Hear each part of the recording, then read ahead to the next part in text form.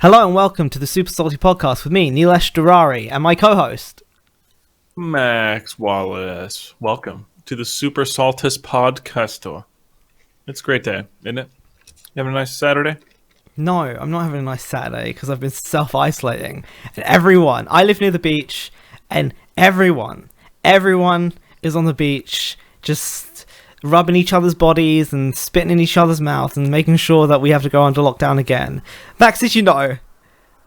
Well, you did because I told you. I had to do a coronavirus test because I was sick. I don't believe I really had it that time that I was sick, at least. But it was a bit concerning because my girlfriend, she works with kids and she has to go into work to look after NHS worker kids, which is the kids of people who work in medicine or the hospitals. And so I really needed to take one to make sure that she didn't go to work sick. This whole thing sucked, by the way. I gagged when you gotta rub that cotton swab on the back of your throat, and I had to do it myself because you go to the assessment center and they just tell you open your window, car window, just a crack, and they throw that sucker in, and then you read the instructions. And boy, I hope you read all the instructions before you did it, because you're going to tear up and you won't be able to read and follow the rest of it. But you've got to take that long cotton swab and rub that on the back of your throat where your tonsils should be. Now, I don't have tonsils, so it's like rub them where your tonsils would be. And then you take the same swab and you've got to shove it right up your nose.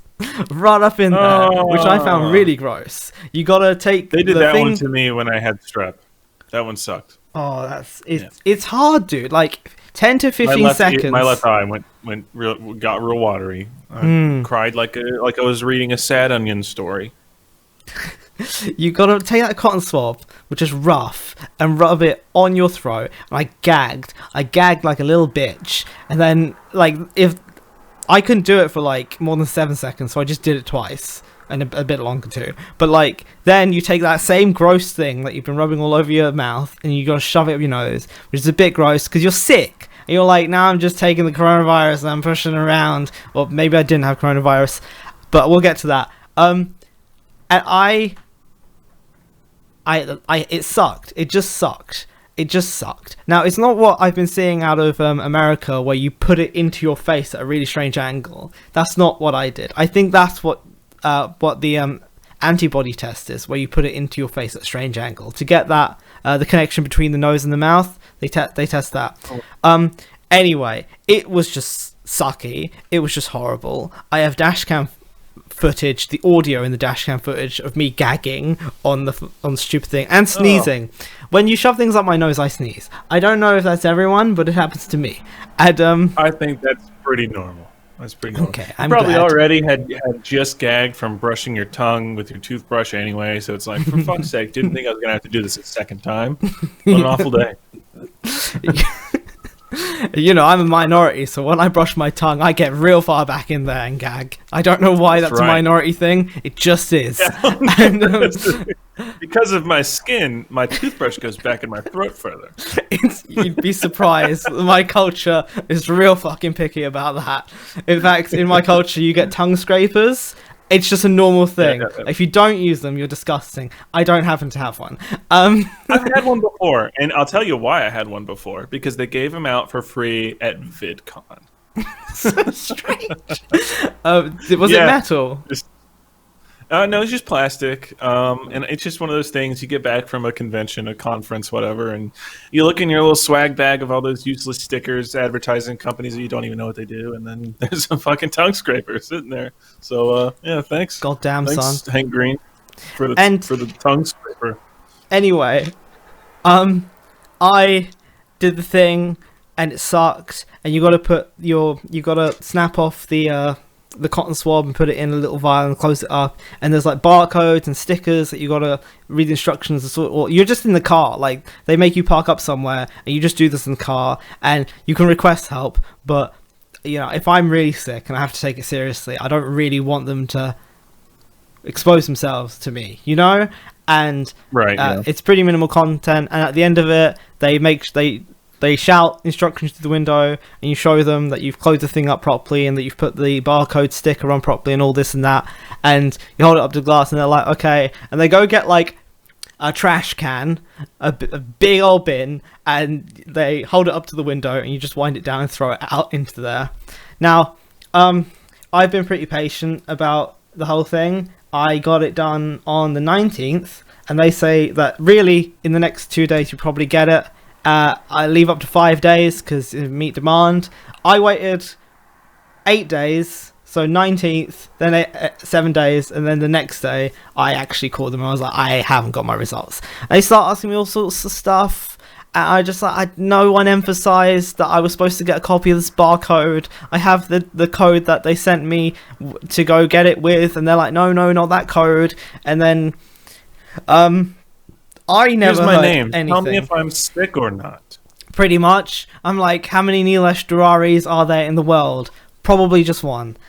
And I got the code because they put it on stickers, and I happened to have one of the stickers, and I called them and I was like, I have my code, can you tell me whether or not I'm sick or not? And they're like, no, we don't have that information. I'm like, why am I calling you then? What's the point? And they're like, well, we can launch an investigation. And I'm like, yeah, do that. And they start telling me about soon there will be antibody tests. If you don't get your results, you can take one of those. And I'm like, that's probably useful because I'm no longer sick. So I would like to know if me or my partner were ever sick, because I'm pretty sure that my girlfriend was sick before lockdown, very, very badly. It was quite scary, actually.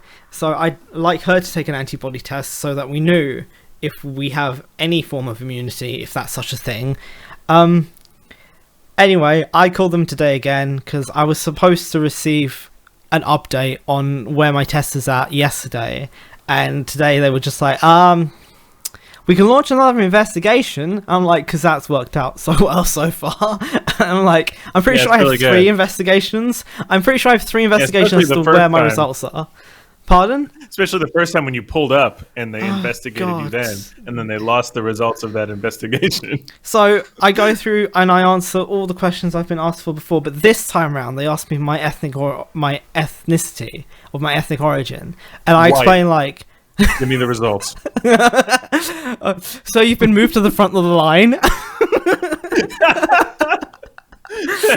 Oh, found your results. But they asked me my ethnic origin. I think it's because there's quite a big concern that people who have darker skin may be more at risk, or they're just trying to track the data really, or see if there is a difference. And you know, like it's scary, like to think that because you're a different ethnicity, this may harm you a different way. But I told them like, I look Indian. My parents are from this island called Mauritius. Make of that what you will, because I can't see the form she's filling in. And then at the end of the call, this fucking takes the cake, Max. It's like, so there's no really time frame on the investigation and when they'll come back to that. I'm like, but I got given a time frame for the last one. And it seems to be like every person I call just tells me different shit. The first person I ever called was like, we can't do shit without this barcode. And the second person I called was like, yeah, we can do something without the barcode. And then like, no one knows what's going on. Between the second person, between the second person and the third person, oh, we can launch an investigation and you should get something back soon. The third person was like, you may never hear back from them. Before I hung up, they were like, by the way, if they cannot retrieve your test results, you will not get a notification. I was like, what? So it's been well over. It's been, you know, by in the next like in 3 days, it will be 2 weeks since I had my test and nothing got back to me. So yeah, they lost my coronavirus test most likely. We went through the whole thing. Like my test must have been scanned at some point because it's registered. So it's probably just maybe it fell off the back of a truck. I don't know. I guess. Oh my god. What an interesting clerical error. Was it entered at all? Was it lost once it was entered? Is that even possible? Because it's more than likely kind of digital in some way. What about if Instead, when I threw it out the car into the bin, was it really a bin or was it actually a trash can? Whoops. Yeah, we submitted your results To the dump. Hey.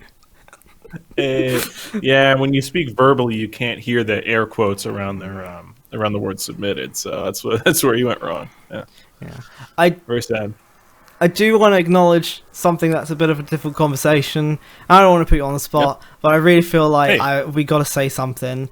The stuff that's happening in America that isn't the coronavirus is the story of George Floyd, and like sure, it's really difficult to see a black man with a cop kneeling on his throat and him begging for his life. I know this is taking a really, really quick turn from quite a funny story of my misfortune to like a horrible story of someone else's misfortune.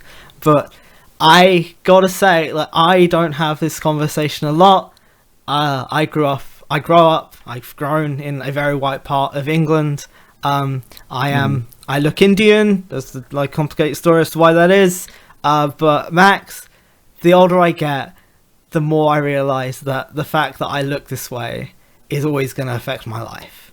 From when kids at school told me to go back to my own country and I didn't understand it because I was born in Chichester, to teachers treating me a certain way because they'd call me some other kid's name from a different school they worked at because they happen to be brown, to it straight up affects my job prospects and how I will be treated in a workplace, especially in a white dominant industry. Fortunately, I have like software education and I don't think I'm going to be having too much of a hard time because of my ethnicity in that. But you know, you see stuff like Eurogamer saying that how come all their employees are bright when they run a company in a very culturally diverse part of England, Brighton. And it just makes me think that like one day I'm gonna have kids, maybe, I hope, and are their lives gonna continue to be affected by the way they look?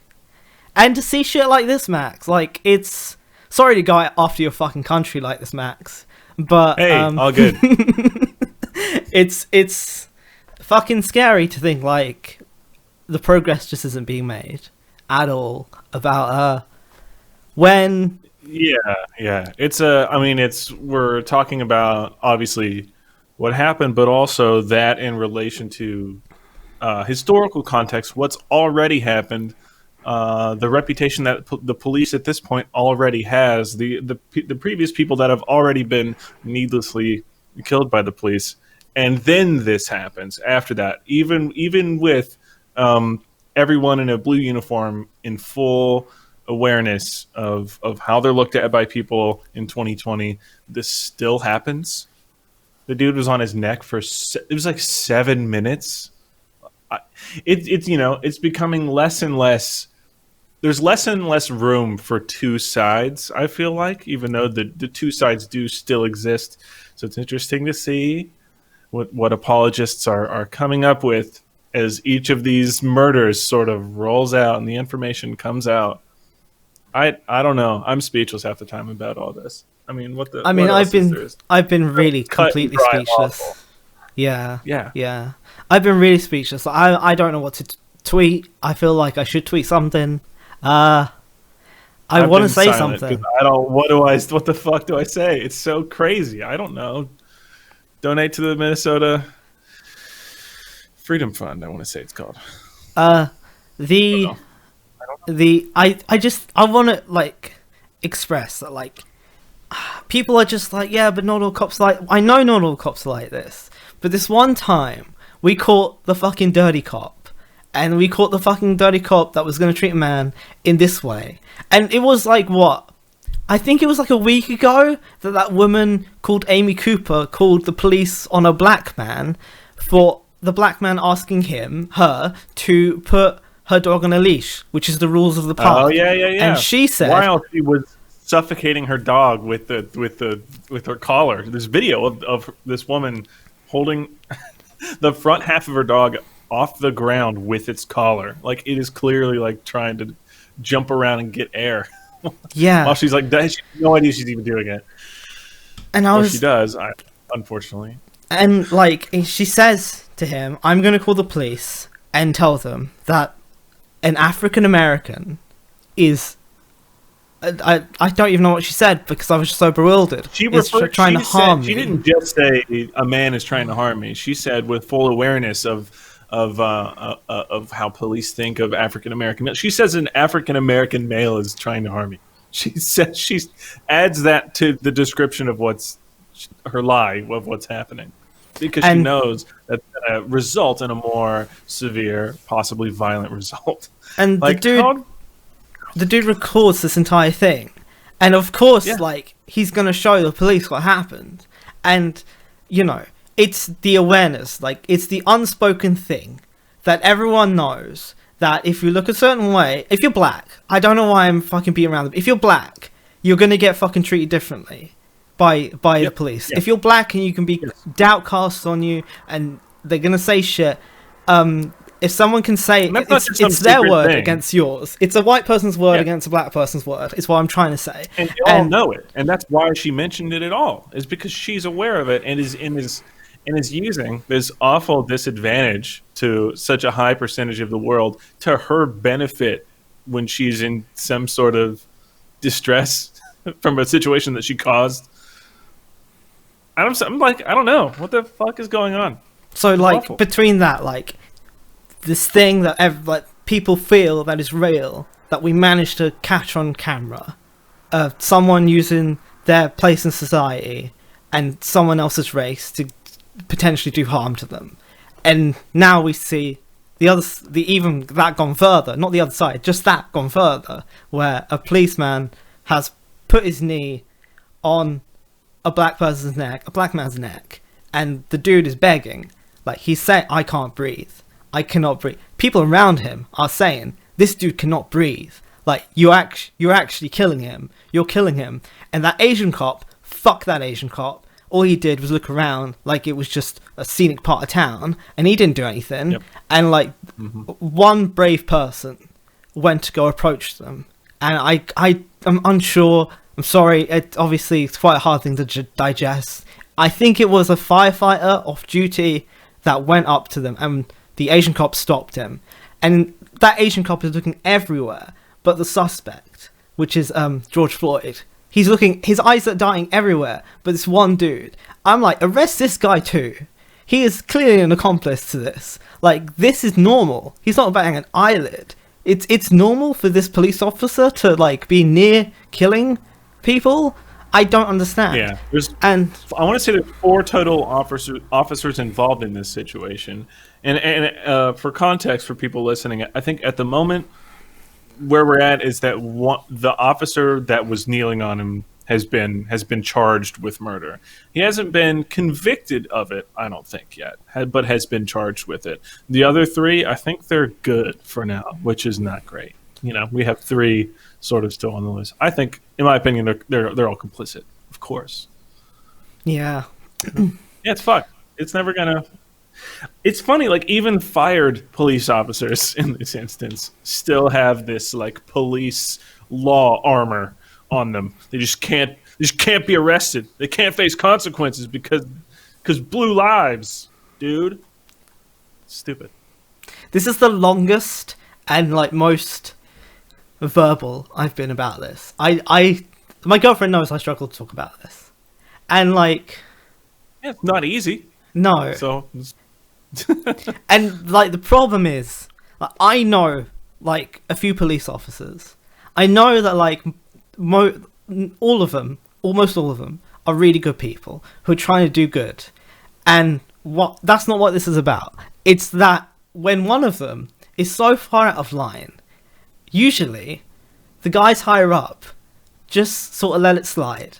There's the problem, that like this keeps happening. And like, police officers don't. It's a big, widespread, you know, into the culture of legacies of employees, and it's a big thing. Is the problem? It's not even an individual level problem. it becomes it in these situations, but I think it spawns out of a bigger thing. Yeah. I mean, like anything, like sexism and racism in general. I think it's, it's bigger than an individual level thing, even though it doesn't inevitably and ultimately involve an individual when something happens. I don't know. I'm not the expert here, but the other that's how thing it looks to me. that like everyone, your president's a piece of garbage, and he had the fucking nerve. Okay, firstly, Boris Jackson, our president. he's been dunking on Twitter, as in like going after Twitter, because Twitter will ban you if they think you are tweeting harmful stuff. A lot of right-wing people seem to have a problem with that, Trump included. Glorifying violence, I think, was the term they used for, and they didn't. He wasn't banned. They just, and they didn't even delete one of his tweets. They hid his tweet for glorifying violence. So his tweet was still there. It's really not even like. I think they're going too light on it. He wants to run the narrative of the looting, and he wants to be able to call them thugs. I could not believe that this is the language a president is using, but he's calling all the people who are like protesting and rioting thugs. I think that the real controversial thing is what people think about the looting or the rioting, or I'm just gonna say rioting. Let's like overall like the protest has turned into Looting's riots. a part of the writing. I think it encompasses that. So writing, I think, is better.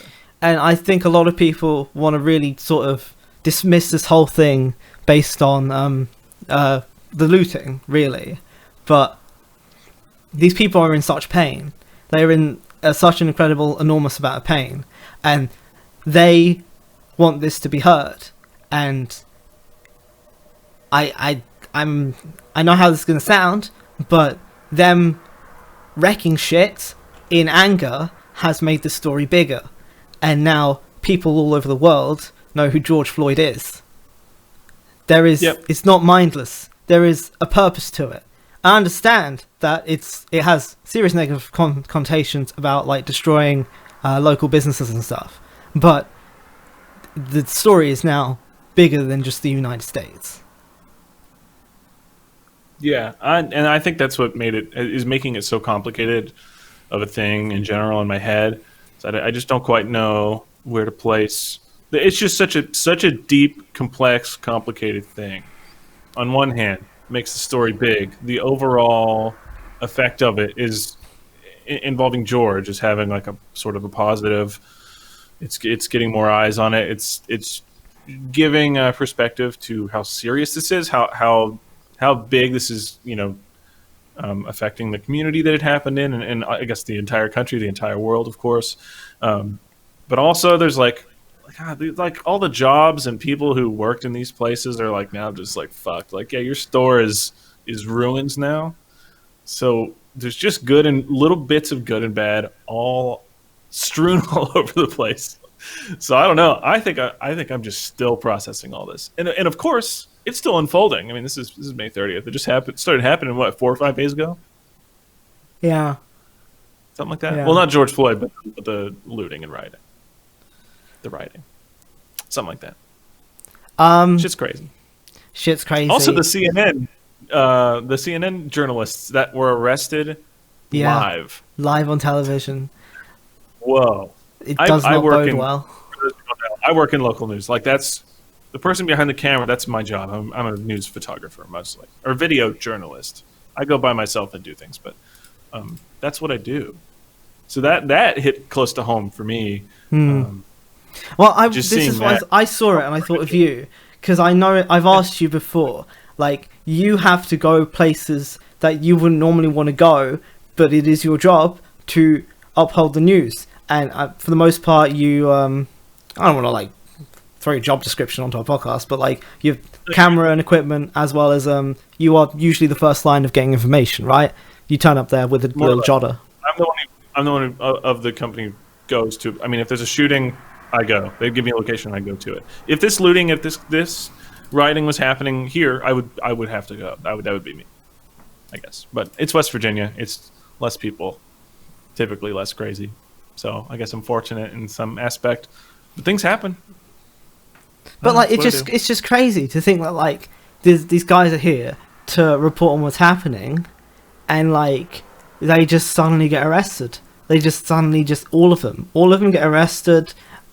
It's almost like a movie with the fact that the camera gets like picked up by a police officer whilst it's still live on television and just carried somewhere.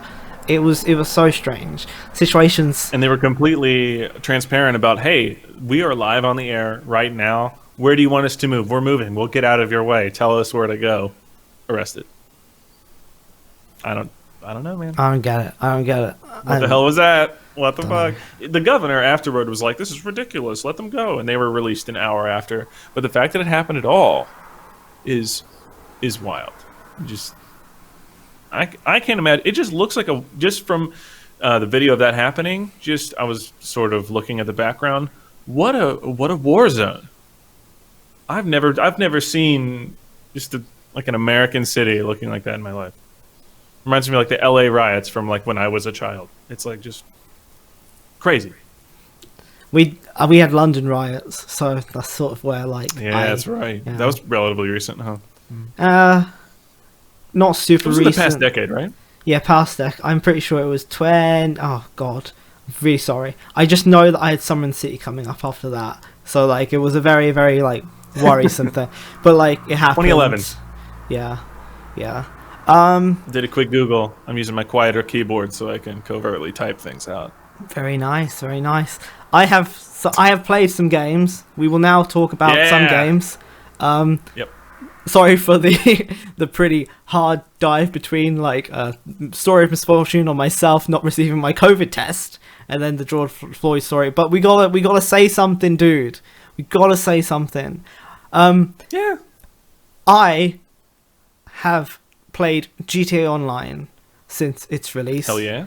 And I have been there for most of it, really. And obviously, recently it was free for a short while on the Epic Store. So a whole lot of people downloaded GTA.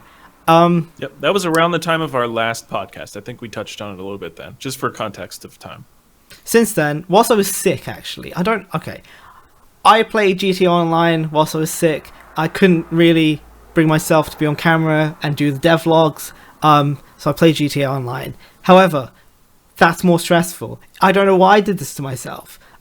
Firstly, well, my character looks like me, so the N-word gets thrown around more often than not. Grand Theft Auto is a scary place. Yes, it is. Well, multiplayer games online with voice chat is a scare. Fortunately, I very quickly learned that I could just mute everyone. So why don't I just do that? So I did that. I played GTA for a long time. So like I have the high-end apartment with the garage, and I have a whole bunch of cars that I both stole and bought in GTA. And I have a pretty sweet sort of thing going in GTA. Like I'm clearly I have an Oppressor, which is a jet bike. I have an Oppressor Mark II, which is a jet bike. And what I learned this time round is that people aren't giving me as much of a hard time as I remember.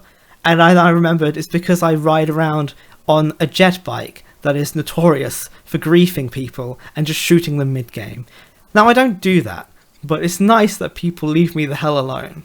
However, there are some missions where you cannot just use the jet bike, such as if you want the nightclub, one of the nightclub missions is to steal a vehicle that has built-in speakers, because you need the speakers for your nightclub.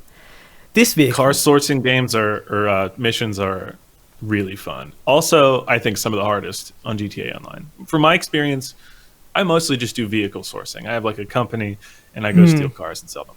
That's how you get money in that game. We'll get to how to get money in this game soon. So, I steal this stupid vehicle, and it's quite tall, and I don't realize that like it's really hard to get under low bridges and stuff. Anyway, I am trying to get this vehicle to the nightclub, and then a player in a tank appears, and I'm like, dude, I'm struggling to get on a bridge. I'm like, dude, please, this is hard enough. He sticks around, and he doesn't actually kill me. I managed to maneuver my way under and through the bridge, and then he shoots me, and I die, and I fail the mission. Yep. My God, is this such a stressful game to play with other people? and you can't do all missions in passive mode. You can get a solo session, but most things will not work in solo sessions, especially companies. And the other thing, really, the other aspect that's just a pain in the ass about GTA Online is everything in GTA Online is expensive, really expensive. Obviously, I'm talking about in-game currency, which you can earn through missions and stuff. But I am a very seasoned GTA player. I know many other seasoned GTA players. The grind is... I'm not unfamiliar to the grind. But in GTA, the grind is so excessive that even really experienced players feel it. The last technician for my nightclub, which is like someone that you put to work to produce products that it's illegal, like illegal products, secretly in your nightclub that you can sell. The last technician is 300 grand. The meth lab, which is a motorcycle business in GTA, is 900 grand. The nightclub equipment upgrade so that all your businesses secretly running underneath the nightclub can produce stuff at a higher rate is 1.5 million. The bunker, the cheapest bunker is 1.2 million. The cheapest arcade it's a shitload of money is you'd have to 1.2 get. million. Like that, just for people who aren't like extremely good at the game and have like done research upon research to find out how to make the best money possible. And like that's like, for some people, like who are just getting started, that amount of money, $1 million in Grand Theft Auto, that might be all day, maybe more. Dude, I am someone who has researched extensively on how to get money. For instance, like a lot of some stuff is just cruel in my opinion.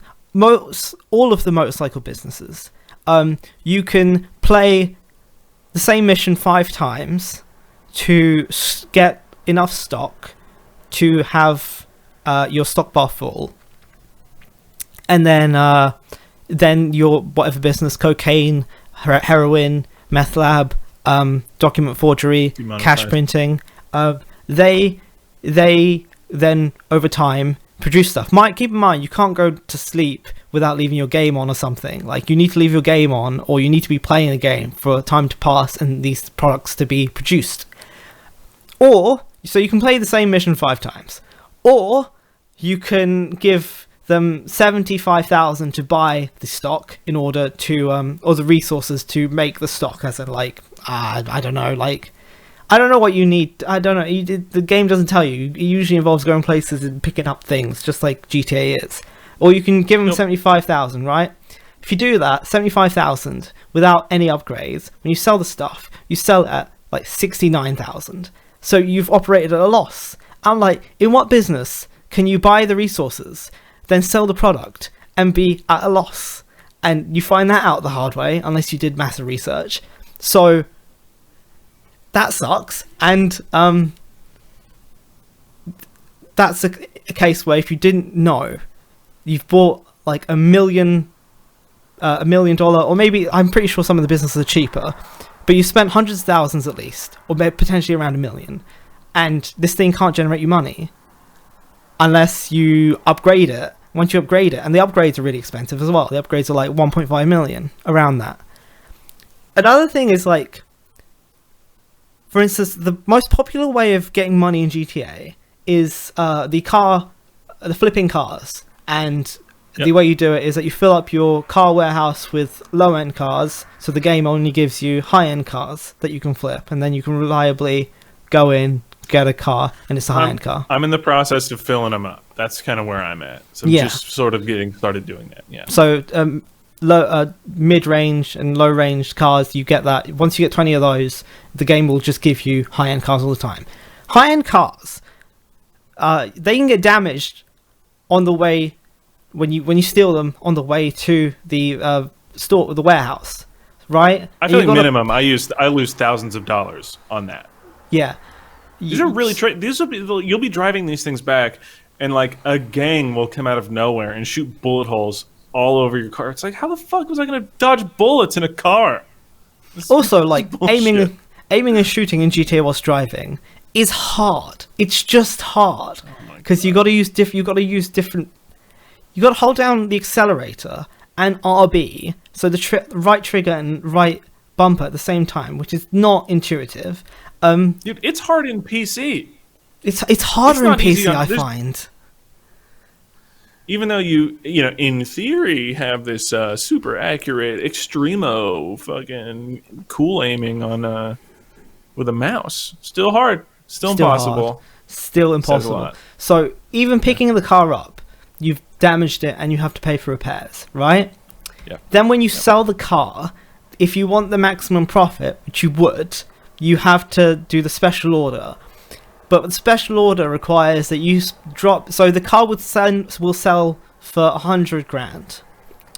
Now minus the damage that you did. Now minus 20 grand for the cost of the upgrades you have to do. And then after all that, so even if you didn't get damaged on the way, your only profit can be 80 grand because you spent 20 grand cleaning it up. Basically, you have to change the number plate, remove the tracker, all sorts of stuff, which you just do in the garage. It's a menu. You have to go 20 grand. It costs you a menu. Costs you 20 grand. It's crazy. And then after all that, when you deliver it, the car can be damaged again, which will be taken out of the profit. It's insane. It's very difficult to find a job in GTA that will pay 5 digits. Wait, 6 digits. 6 digits is in the hundreds of thousands, and most stuff in the game. Zeros, though. Yes, most of the stuff in the game costs hundreds of thousands, so many of those jobs. Or it costs millions, so even more of those jobs. Let alone set it. You mentioned you have to have like 20. You have to have sourced 20 non high-end cars. Just doing that, provided you're a person with a job, a normal person with a job or school that can maybe play maximum 3 to 5 hours a day, that's going to take you like a week or longer to set up for yourself to begin getting consistent high-end cars for you to source and then lose money on and only make $100,000 when you need $1.5 million just for an apartment or something. Like it's crazy. It's Other crazy. problems are that when the game has a server problem, a lot of the time it sends you back to GTA Online's campaign, and there's no option for it not to do that. It should just send you to a different session. If the session's broken, send me to a different session every time. But for some reason, it boots up the game. I'm like, why? Why? Just for you to go back to the menu and click GTA Online again. Another problem, I'm just going to list off these problems because we've been talking about this for a long time. Go for it. Let's go for it. Sometimes you'll be playing and money just disappears out your account in front of your eyes and you're being hacked. This is welcome to GTA Online. I put this in the Discord. Yep. They said welcome to GTA Online. Another problem, because you know it's happening, especially when people are in the chat putting some weird fucking characters that don't end up in the game. It's because they're doing mods or hacks. Yeah. I've lost count of what problems I was talking about, but it's some BS, really. You can get this hacked. is interesting too. Conversely, on the hacking money modifying end, I've known people that have been approached by someone who is hacking the game in game and given money, and because their account suddenly went up really high in money, Rockstar banned them for being given money by a hacker. Yep. Like, it's so fucked. They have some issues to iron out. This game is what, 2013 or something? Yeah. It's an old man. My grandfather probably played this game when he was a kid. Thing is, like, it's gone from not having anything to do to just being a grind to being a place where, I didn't get bullied enough at school today, better sign into GTA Online and get called the N-word. Or, like, the last thing is, like, modders.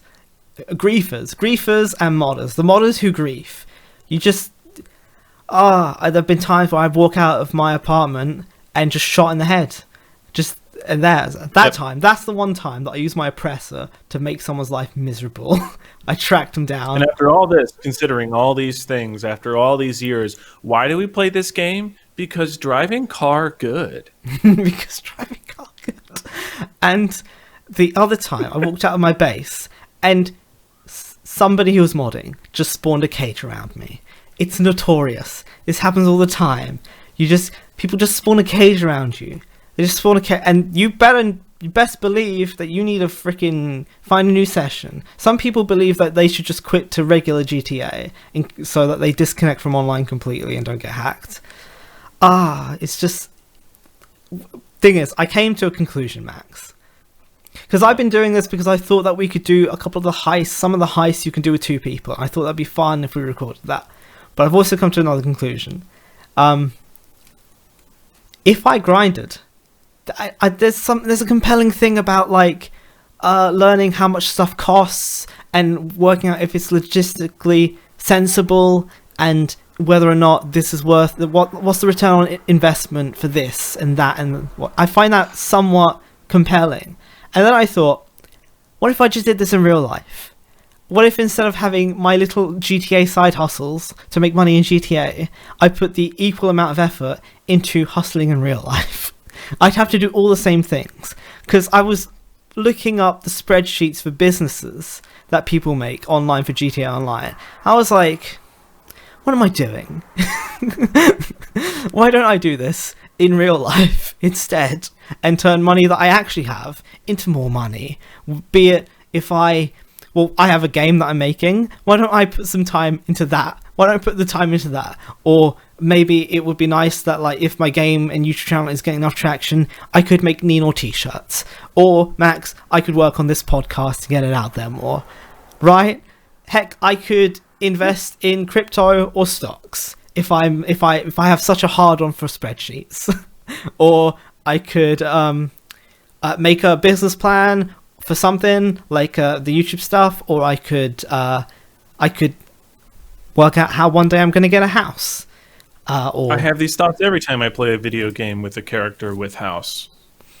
Why aren't I doing this? Where is my Animal Crossing? Why haven't I ever given a shit about decorations in my room? One time I bought a tapestry on Amazon. Who gives a shit? It doesn't do anything. Oh, it's red and blue clouds. That's awesome, dude. You must have really thought about that so hard. It really matches everything. It doesn't. Fuck, dude. Why are we slacking in RL?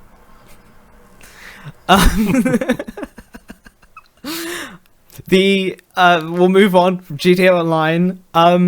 The PlayStation 5 conference is coming up, and they've released what the controller looks like already.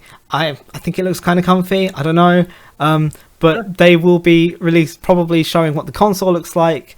A lot of people say, what does it matter? I think it matters a little bit. That thing's got to be in your living room, or like you got to spend time looking at it and wondering why it doesn't work the way you thought it does, figuring out where the touch button is. I'm sure you'll spend time. If it looks nice, it's better. A lot of people are wondering what we're going to see on July 4th, which is very soon in their presentation. I hope to God that it's like they have a history of making it about the games. Being like, this is what it looks like, here's what you're going to play. And that's the right way to do it. And not be Xbox and be like 5 million teraflops, because it's meaningless. If we don't have games, it doesn't matter. So, what kind of games do we want to see? The Atari Jaguar did real well historically. It did have a higher bit rate, the Jaguar. Because everyone knows about the Atari Jaguar now in 2020. It definitely stuck around. Yeah, it really paid off to talk about how many bits it had. 100%. It matters.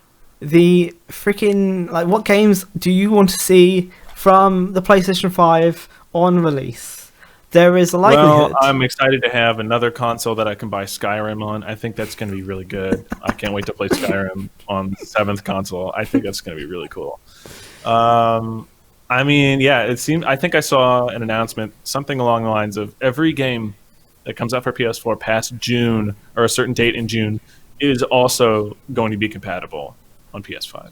So they're stepping up and like making it a thing. I'm pretty pumped. I've become a Sony guy sort of late in my life. I had a PS2 when I was younger. I had a lot of titles for that game. I really enjoyed it, but like I didn't do much with that. I bought a PS3 sort of like later, and I mean I think the PS4 was out by the time I bought a PS3 and started liking those games. And like suddenly I'm in it with Sony. I'm digging it. So I don't know. I'll be looking out for for the second Hellblade game. I loved Hellblade. Like what a killer game, and I'm so happy that they're doing another one. Like, I don't know, it's so fucking cool. Play Hellblade if you haven't. Anybody who's listening, schizophrenic person looking to. I'm not gonna spoil it. Schizophrenia. Play the game. Okay, cool. Hellblade 2, get it. Hellblade 1, get it. Yeah. Did you played Horizon Zero Dawn, right? I got to the credits in that game. I completed it. Not 100%. And I still want a new game plus it, but yeah, I've put in time for sure. That's a fun game. I got to say, that's a great looking game. It's a fun game. It's even possibly the engine. my favorite open world game ever. Possibly. It is maybe Breath of the Wild. That's a big like commitment. Possibly my favorite overworld game. Wow. But Horizon Zero Dawn 2 is feasible. I think it's feasible. It's been 3 years since we heard that game was released. Maybe on 4th of July we hear something. What do you think? I would love it. I would love for that to be the case. I think story-wise, me knowing the story, there's room. There's room for that. So I would love to see what happens next in that story. I mean, it's as much as the mechanics of the game is such a big feature for me and like such a standout and like so it makes it so unique. I don't know. I think it takes some good writing for me personally to get actually invested in a video game story, and for me to like know the names of characters and some things that would be pretty basic in say a TV show or a movie. So yeah, I would be so pumped to see Horizon Zero 2 come out. Ashley Burke back in the booth, voice some Aloy. Let's get it going. I'm in it.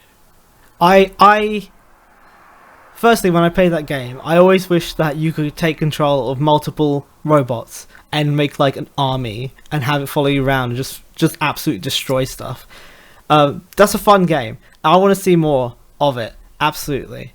I don't know if we will. I think 3 years is sort of enough time to announce something and show something, maybe. But it takes a long time to make games. This is a sequel, though. A sequel, things are sort of in place. By the way, the engine that, I think it's called Decima, the engine that Horizon Zero Dawn was made on is the same engine that Death Stranding uses, because they gifted it to Death Stranding man. Oh, why is his name slip my mind? Die Hardman. Die Hardman, exactly. And of course, so also I kept saying July there. I meant June. It's in like 4 days. June 4th, we're gonna have the PlayStation conference, and I just hope it's good, because sometimes game companies do something and it's just trash. I don't think we will see God of War 2. I sincerely doubt it. And I don't want them to do like what Bethesda does to get fans back on board and just show like a logo. A logo, effectively. They do like an animated trailer of just a logo. I don't want that. That's boring. Don't do it. Do you remember how soon Rockstar announced GTA 5 and released GTA 5? I'm pretty sure it was like they announced it and released it the same month, and everyone lost their mind. I remember it kind of being quick. I'm not going to speak to that though, because it's been so long. Yeah, I remember. That game is old. That game is old. Which blows my mind still. It still blows my mind how old. That game came out on the PS3. And it still slaps. Except for when it slaps you. Yeah, it's fine. I played the campaign recently. Love it. Such a cool game. Maybe the best campaign, in my opinion. IGN held a poll ages ago. And I don't like IGN, because everything on their company from the outside and the inside is awful. But they held a poll. The Game Network. Ugh. They held a poll on what people want to see on the PlayStation 5.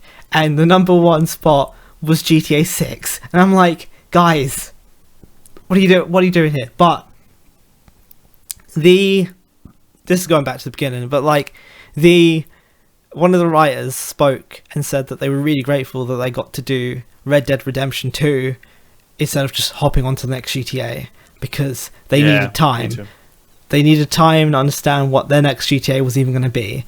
And to parody America again after GTA, life is, I think in history books, they're going to be like, before GTA, this is what people used to make fun of, because they thought it would never get there. And then after GTA, America got worse than that. America is very difficult to make a parody of, because a lot of the stuff that people joked about in GTA's campaign is the lightest shit that you could joke about now. And there's a thought experiment, an interesting one for people in its own. Imagine how different this country is since Grand Theft Auto 5 came out in like 2012 or 13 or whatever. Ooh. Yeah. A lot of big cultural impacts there. A lot of things that I think would drastically change the writing decisions that might go into a Grand Theft Auto 6. And the writers were like, how do you even do it again? Like, how do you do it now? You just can't do it now, because the shit that comes in the news is beyond laughing matter, or even like, it's shit that you can imagine now. But that's why they're concerned about writing GTA 6. But the rumors are GTA 6... They should set it in a different country. They should just set it in a different country. Well, the rumor is that it's actually a different time period. The rumor is that it's based on like Narcos. I think it's pronounced Narcos. It's going to be in Vice City again in the 80s. I was going to say Vice City, yeah. Yeah, and it's going to be more about like the drug war and stuff. And like they're going to make up a country in Brazil, a fake city in Brazil, even a fake city, and it's going to take place between Vice City and this city in Brazil that I can't remember the name of because it's made up. That'll be cool. I think that's cool. Multiple locations. That's a great move. I think GTA should why do I say this every episode? Like, take a page out of Uncharted. Just make it a bit more of a globe-trotting adventure, because we know what to expect from it. But what we can't expect is where you're going to take us. That would be great if it's a globe-trotting Everyone has adventure. to look at America all day. Let's look somewhere. Let's take a glance in another direction, maybe towards the east. Different time period, different place. Was really good. Think about it. That was a pretty Eastern Far Cry. I can't believe we got back onto GTA and the state of America again. We'll always land there. It's the home base for conversation, don't you know? The home base for conversation. I want to just tell everyone something funny before we sort of wrap it up. It was Max's birthday recently, so wherever you are, even if you're in a public place listening to the podcast, you have to now belt out happy birthday wherever you are right now. Go. Thanks, everyone. Thank you. Appreciate it. Secondly, I'm not a little baby anymore.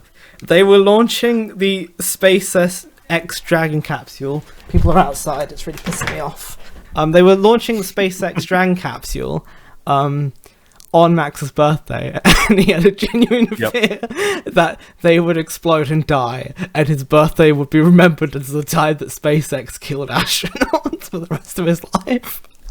It was a very real possibility. I'm like, oh, this is the first time they're launching humans in like almost a decade.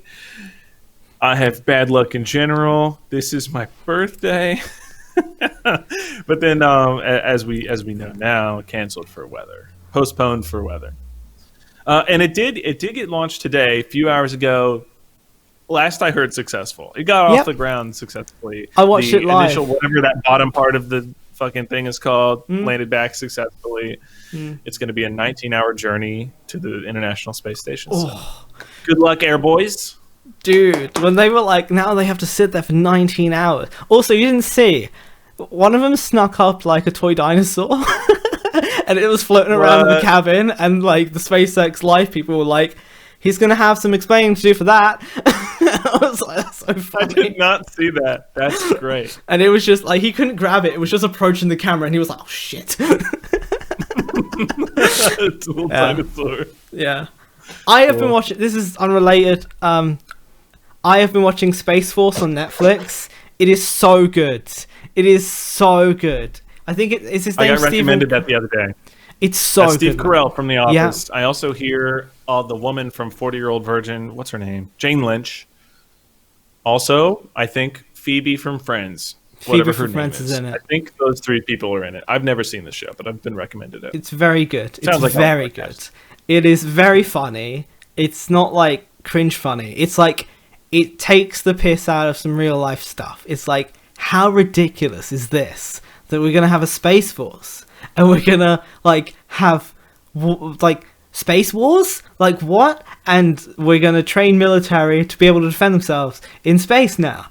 And it's just like, sorry, what? And there's like some stuff like an official branch of the military is called Space Force in real life in the United States. Pretty cool. Like, one of my good friends, a relative of his, who's already been in the military, has signed up for it. Dude, I can't even lie to you. Like, simultaneously, there's some parts of this so ridiculous, but some parts of this so fucking cool. Yeah, yeah, absolutely. Like Space Force. It's pretty cool, and it's like it has like a time jump in it, so like it goes from him being told that he has to run Space Force to him running the Space Force.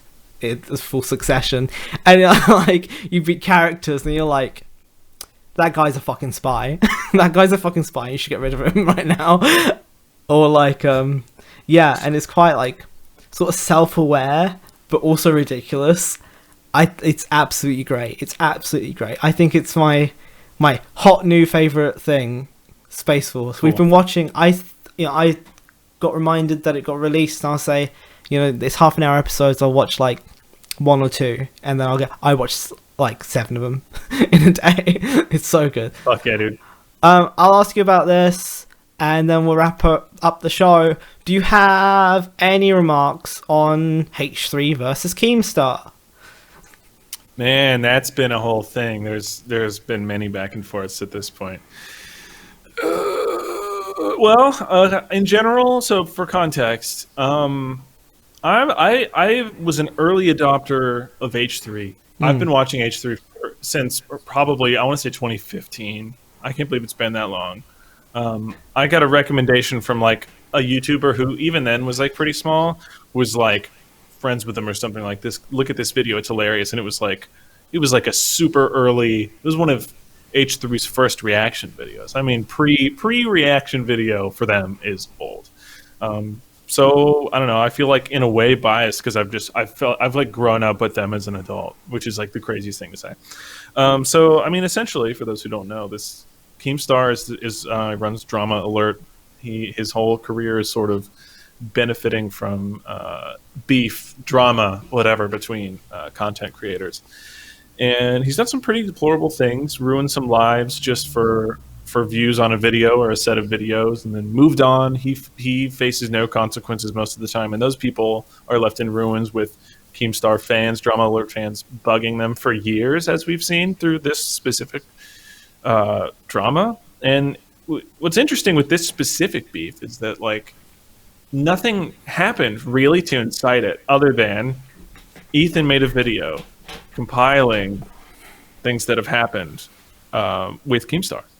So it's not even like Keemstar did anything new and he brought it was more like, and I don't know, part of me feels like I feel like it was warranted because things Keemstar has done have been so awful.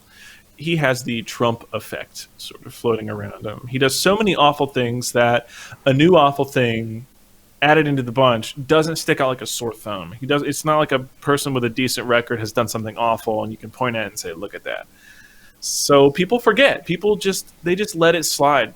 They just let Drama Alert exist as this entity, but it's just doing so much bad for the platform. I feel like it's not doing anything good. And so all Ethan was doing was sort of bringing to light.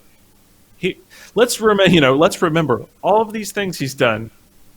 Just keep this in mind. This guy has done all this. That's really what it was.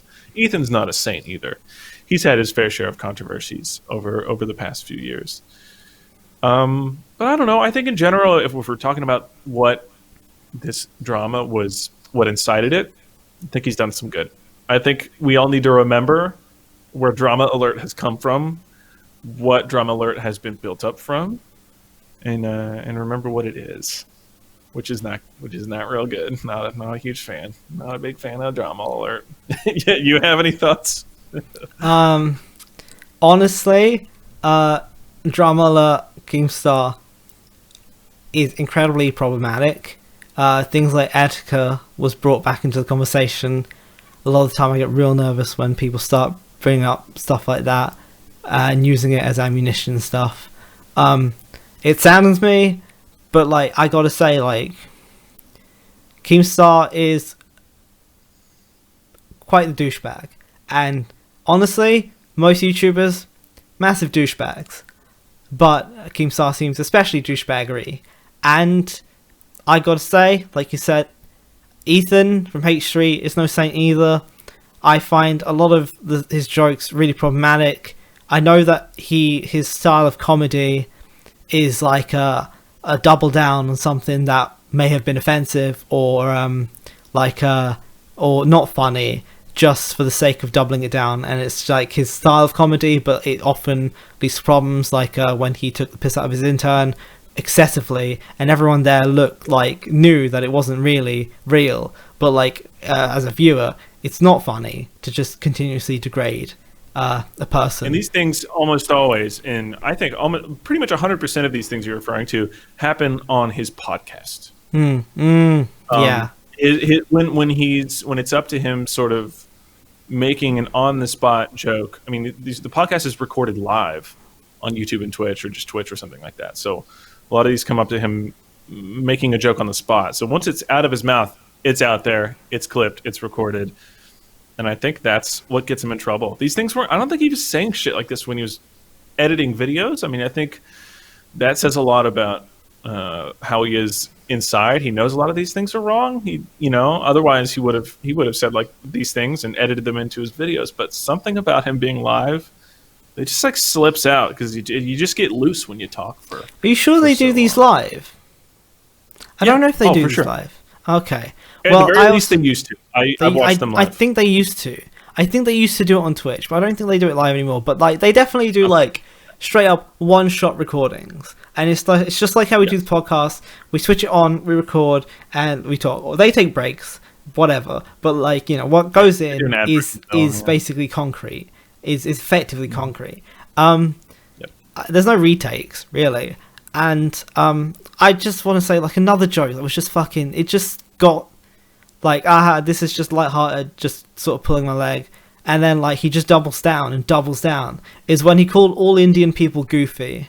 And, like, Hila was like, come on, like, this is a bit much. So he just, like, doubled down on it. And I was like, this is a bit much. Like, this is just a bit much. It just went from, like, a passing comment to, like, a whole freaking segment on, like, Indian people and their recent, like, access to the internet and the content they produce. And it's just, like, every single one. Series controversy is, I want to say not controversy, but it was in the heat of that. Oh yeah, I think that's exactly about. And I was just like, he just doubled down on it. The T-series stuff.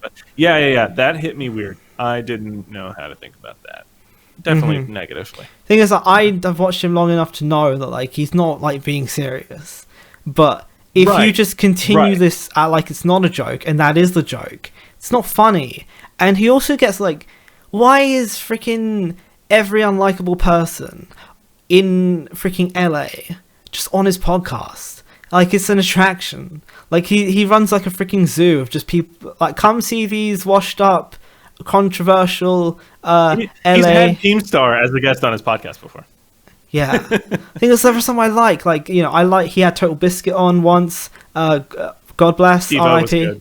Yeah, he had William Osman. I've enjoyed the podcast before. Yeah, I tend to. I watch it, but damn, sometimes there's eras. There's eras. I think we're sort of in a decent era of his podcasting. He's come out of acknowledging a lot of his shortcomings. I think he's more self-aware now than ever. But goddamn, a lot of episodes have come out. Lots of things have happened. There's a transformation happening. His life is different too. He's a father now. Things are different. So. And very recently, some ordinary gamer who my family says I look like this guy. He Oh, great. he recently Maybe had I like don't know. beef I with don't him. think so. Yeah. No, I don't. I can make I my don't think camera you look. I can make my camera look like some ordinary gamer. I bring it like real close, and then if I put some lights over there on, so the background is a different light. I can't find my lights at the moment, my light switch. But yeah, I did a live stream. Do you remember? I reacted to Jake Paul versus an Ethan Gibb, and I couldn't be bothered to clean the room properly, so I just zoomed the camera in like this, really close to my face, and I had some lights on, and then everyone in the comments were like, "You look like some ordinary gamer." I was like, actually, I can't even be mad. It totally looks like that. You're right. But yeah, I think that like Keemstar, there are things that like I think YouTube should just step in. Like you don't fucking dox people. It's not funny. There are crazy people out there. You should not be allowed to exist in that capacity on YouTube. I think he has long lost his privileges, provided someone was watching and actually made a decision on his channel. I think they've been turning a blind eye or something. He's too big for them not to know. It's a mystery to me. Yeah, he has leaps and bounds hopped over the community guidelines. There's no gray area about it. He has given out. He has encouraged people to swat people, which is life threatening. It's happened several times. There's like, and this is within Ethan's first video. He shows a lot of these things that have happened. He's like, this is his wife's phone number, like to people he's been beefing with. Like, what the fuck? But like, he's legit, real life dangerous. Yeah, and I like if I had to pick a side, it would be Ethan's side, obviously, because Ethan understands you can't dox people. Like you can, but do not do it. Like you're putting someone's life in danger because there's tons of psychos out there that don't have their freaking mind and shit in order, and like Ethan has had to move because he's been doxed. Ethan hasn't even been swatted. Place has already been he's been swatted.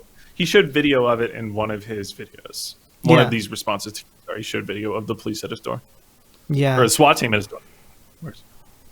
That's life-threatening. He's a child. It is. People have already died from swatting before. The SWAT team show up to your house from a fake distress call. Someone thinks someone's hostage inside your house or whatever bogus thing the person who called the police on you says. And then you don't know what's going on. You open the door. Maybe you reach for your ID in your pocket or something like that. Always reach in his pocket. Dead. It's that simple. It can happen that quickly. It's unbelievably sociopathic activity to do that to somebody. I can't even imagine where your head has to be when you do something like this. Keemstar he must know that this is a possibility when he's giving out these people's information. What else is supposed to happen when you give out someone's address?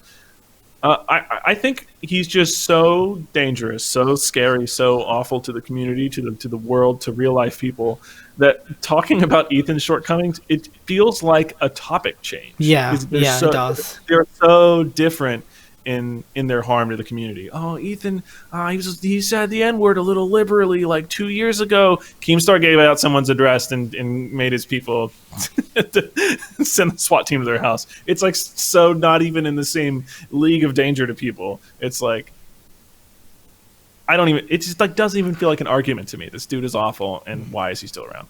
I don't know. Yeah, like when you feel like that, Ethan's just a freaking... What am I going to say? Oh, Ethan made a joke I didn't like one time. Keemstar's literally responsible. Saying, like, yeah. Well, the thing I hear of people who are sort of analyzing this, I think Critical made a video about the drama, and I like Critical, but his video was entirely focusing on Ethan is setting an awful precedent by mentioning G Fuel. Sponsoring Keemstar. This is we're going to go after each other's sponsors now. What I think it just didn't strike me as that when I watched it. I thought to myself, yeah, why the fuck is G Fuel sponsoring a guy who endangers people's lives? Fuck him. I don't know. It just didn't. I didn't think of it that way. Also, and of course, Yeah, Sorry. and G Fuel dropped him when they were made aware of all. They probably were just ignorant or just didn't want to Probably. be held Do you accountable really think that, for paying like, someone like that. you Fuck really him. think that these companies have someone hired just to watch your stupid YouTube videos of someone that you're sponsoring? No, they just sort of do it one time, forget They about Google it. you at the beginning. They Google you at the beginning, maybe. Just, oh, have they done a sex crime in the past 4 months? Okay, here's your sponsorship. Past 4 weeks, fucking hell. Has What someone else? Me Too'd you in the past 6 months? Here you go. Here's $500. The other thing is that it was someone who was partnered with G Fuel said that ages ago, Keemstar tried to get them kicked off of their G Fuel sponsorship. So it's just a taste of his own medicine as far as he's concerned. Yeah, he's done it himself. Yeah. Okay. We have other topics, but really we've been going on pretty long. Maybe one tiny little nugget. I missed this in the list because I thought we'd talk about the most important things. You want something to Google that might make you excited and happy. There is a game called Paralives. That's Para Lives. Para Lives. And it is Max. It is a indie developer has always dreamed of making a game like The Sims, but better. And it is so very impressive. And I think he's making it in Unity. You can just, to resize furniture, to change the shape of furniture, to change the shape of like this desk, there are just points that you can grab on, and you can just stretch it. And the middle of the desk will just get bigger. So now you have a double wide desk. Or Oh wow! I'm you can looking at take the trailer, and these things are happening as you're explaining it. It's on Steam. Let me read you the real quick description of the game. do it. You live and then you die, but at least you can do it in a nice house. Paralyzed is an upcoming life simulation indie game. Build your dream house, create some characters, and manage their lives the way you want. That's it. Yeah, Pretty good. And like they have like take a lamp that would be like a bedside lamp. There's a grab point, you grab it, you stretch it, it's become a tall lamp that you can put in your living room. There's the customization features are not just like rotate 45 degrees increments. It's rotate whatever damn increment you please. You can spend hours making like the most beautiful house you've ever seen. And like shelves, you can stretch them and make them like different shapes. Like a lot of people have those shelves that it's just like a square. You make a rectangle, you can put that on your desk, it can be a razor for your monitor. It's crazy. It's like IKEA hacks, but better because they don't obey the laws of physics anymore. And This looks really good. Yeah, they have a different aesthetic. Like The Sims has an aesthetic, but this is a different aesthetic. It's very like a freaking Starbucks in a good book kind of vibe with like a warm sunset coming in at like an evening low angle and things. So I love the look of this. This is great. They recently just showed off their first character. I think their first character was called Maggie, and I'm gonna tell you, Maggie's thick. But I'm looking at Maggie. what do you think? That your She's type, got Max? e-girl hair. She's got eager hair. Well, guess what, Max? You can change her hair just on a dime. In fact, her entire body is just grab points that you can pause it. That you can just go up to the character like you could in Sims, and you can just. I want to say manhandler. You can just change the shape and size of things. You can make her thicker. You can make her more stacked. And the trailer shows this. You can just. There's a height slider that everyone loses their mind over because you can't adjust height in The Sims, I believe. But yeah, if you want something... I'm looking at the screenshot. It looks like an outdoor seating restaurant. There's like a little sidewalk sign that says, Open Pasta Festival. And right next to it is a dog with a birthday party cone hat on. Yeah. Dude. It looks like these people are going to give you pets for free. Oh. Man, I might be playing Paralives. It's very exciting. I think it's I've always in university my final year project, one of the ideas was to make a Sims-like game, and I got talked out of it because it's a very system heavy game. But this one guy started making it, and dude, take a look at their freaking Patreon and tell me how many thousand they're earning per month. And he's just hired more people. He's just like, I need artists. I need many artists. I need another programmer. I need like designers and stuff. I just need more people to help me do this. So that's why I didn't do it for my final year project. Instead, my final year project was make GTA in 3 months. We'll get into that. $33,000 a month on their Yeah. Patreon, by the way. So they could probably hire almost 9,000 patrons. That's pretty tight. Yeah, they could probably hire 15 people in total. Yeah, dude, it looks amazing. This is cool. And everyone was like, "Just take my money. Just take my money, and make sure in this lifetime I get my hands on this game." I wish I made something so good. I wish that like I could put something out there that when you watched it, your heartstrings just like went all tight, and you were like, "This is exactly what I need. This is what I deserve." God damn it, Sims. You know, and I think, you know, other indie developers are moving in on EA. Cities Skylines is a better SimCity, and Paralives is going to Planet Coaster is a better roller coaster tycoon. Arguably, I like Planet Coaster. Okay, so I think, you know, the podcast so far, funny story about my misfortune, a very horrible story about someone else's misfortune, some PlayStation stuff, and now I've given you something called Paralives to Google and be excited about a thing. I think it's very happy and warm. This is the Super Salty podcast. You know where the links are. Max, anything? And you want to say bye? Hey man, I don't really have any closing arguments. I just wanted to send some positive, whatever leftover birthday vibes I have on me. I'm just going to let them radiate sort of in a spherical manner off of my body. Depending on how far away you live from me, they'll hit you eventually, so be ready to receive those. That's really it. I gave Max Doom Eternal for his birthday because I couldn't give him... Yes, he did. Thank you. I couldn't give him Last of Us 2 because they keep moving the release date. Last week on the podcast, whenever we did the last podcast, I said it was May 29th or the end of May. They changed it. They moved it further along to June 19th. I don't know. But also I'm glad I did think about it. When I send you stuff, I have to really logistically think about it. Because how often do things get missing when they leave them on your porch and obviously someone has stolen it? It's happened a couple times. And I just thought it would suck. It would suck if I got you The Last of Us. I even was going to order it and just tell you that expect The Last of Us when it's released on your doorstep. Oh. But if it got taken, sweet Max, boy. if it got taken, that'd be worse than that'd just be the icing on 2020, wouldn't it? That would be the sad of us.